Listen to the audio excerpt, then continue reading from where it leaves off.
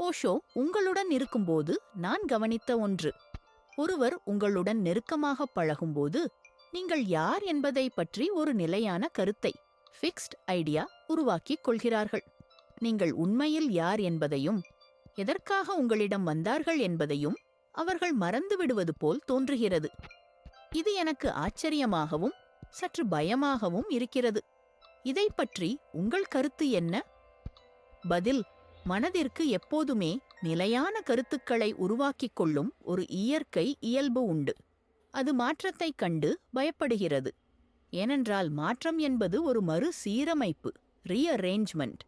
ஒவ்வொரு முறை ஏதோ ஒன்று மாறும்போது உங்கள் ஒட்டுமொத்த இருப்பையும் நீங்கள் மாற்றி அமைக்க வேண்டியிருக்கும். மனம் மாற்றமில்லாத நிலையான கருத்துக்களோடு வாழ விரும்புகிறது. கடந்த 35 ஆண்டுகளாக இது தொடர்ந்து நடந்து கொண்டிருக்கிறது. ஒருவர் என்னிடம் வருகிறார், நேசிக்கத் தொடங்குகிறார், நெருக்கமாகிறார். பிறகு என்னை பற்றி ஒரு நிலையான பிம்பத்தை, ஃபிக்ஸ்ட் ஐடியா உருவாக்கிக் கொள்கிறார். அங்கேயே அவர் என்னை தவறவிடுகிறார். ஏனென்றால் நான் ஒரு கருத்து அல்ல, நான் ஒரு நிலையான் நபரும் அல்ல. நான் மாறிக்கொண்டே இருப்பவன். ஒரே ஆற்றில் நீங்கள் 2 முறை இறங்க முடியாது என்ற ஹெராக்ளிட்டஸின் தத்துவத்துடன் நான் முழுமையாக உடன்படுகிறேன். அதன் பொருள், நீங்கள் ஒரே நபரை மீண்டும் ஒரு முறை சந்திக்க முடியாது. உண்மையில் நான் அதையும் தாண்டி ஒரு படி மேலே சென்று சொல்கிறேன். நீங்கள் ஒரே ஆற்றில் ஒரு முறை கூட இறங்க முடியாது. மனித உலகிற்கு இதை மொழிபெயர்த்தால், நீங்கள் ஒரு நபரை ஒரு முறை கூட முழுமையாக சந்திக்க முடியாது.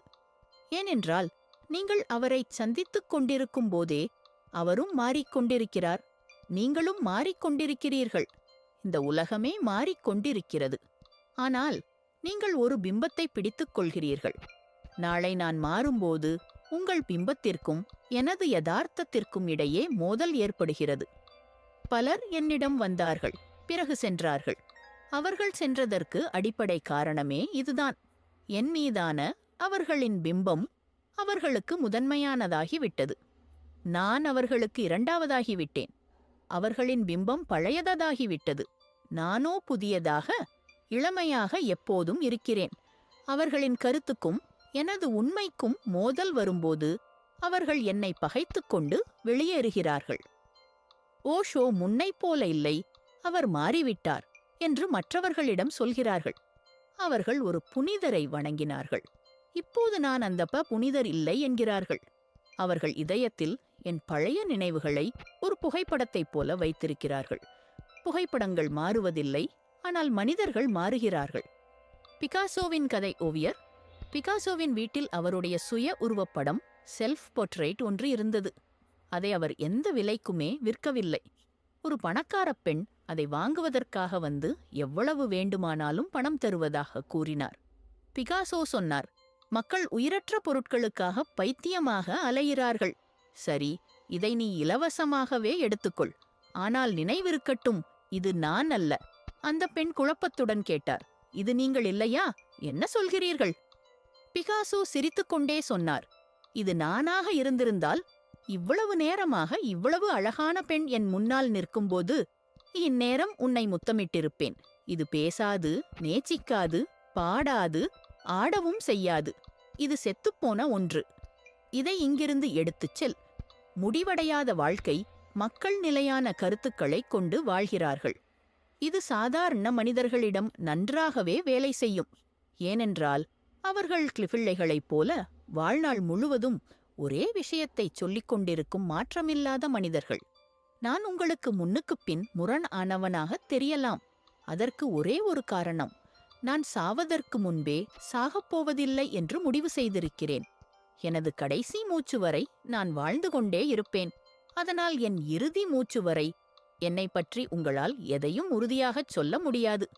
நான் இறந்த பிறகு என்னை பற்றி ஒரு பிம்பத்தை உருவாக்கி நீங்கள் திருப்தி அடையலாம்.